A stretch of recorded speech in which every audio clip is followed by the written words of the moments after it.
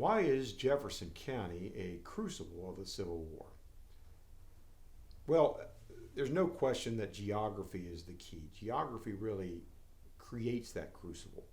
Jefferson County, located along the Potomac and Shenandoah rivers, located just on the border of Maryland and ultimately just on the border of West Virginia and Virginia, being at the northern end of the Shenandoah Valley, the great portal into Virginia from the north.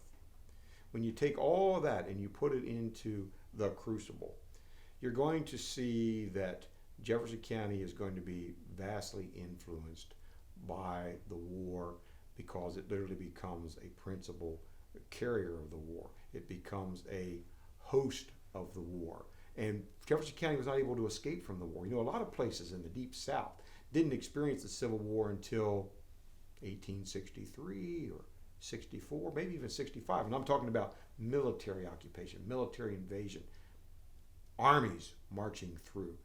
Jefferson County from the start hosted foreign armies. Now what I mean, even the Confederate Army is foreign to Jefferson County. Most of the men who joined with Stonewall Jackson, he's not Stonewall Jackson yet, but Thomas Jonathan Jackson at Harpers Ferry at the outbreak of the war, April, May, June 1861, most of those people are not from Jefferson County. They're coming from Mississippi and Alabama and other Deep South states. And so the first real invasion of Jefferson County is the Southern Army, followed very quickly by the Northern Army, coming to dislodge it from Jefferson County. Now that battle didn't occur. Manassas became the first fight, not in Jefferson County, but that collision could have occurred in 1861 here in Jefferson County.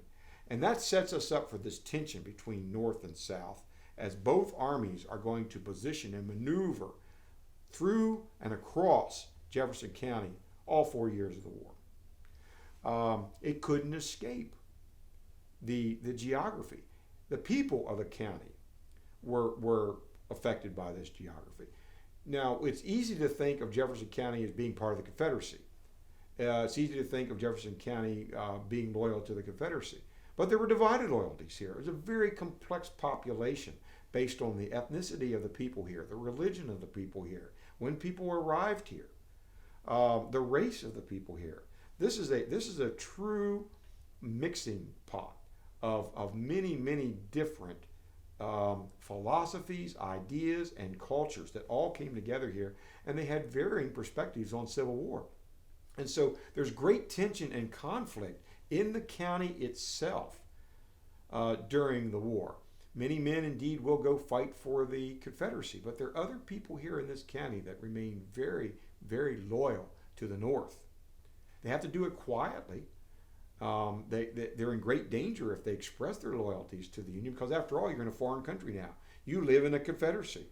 If you put the U.S. flag, the Stars and Stripes, outside your window, you are committing treason against the Confederate States of America. And so your loyalty to the United States could not be something you could announce. That could end you up in a prison very quickly.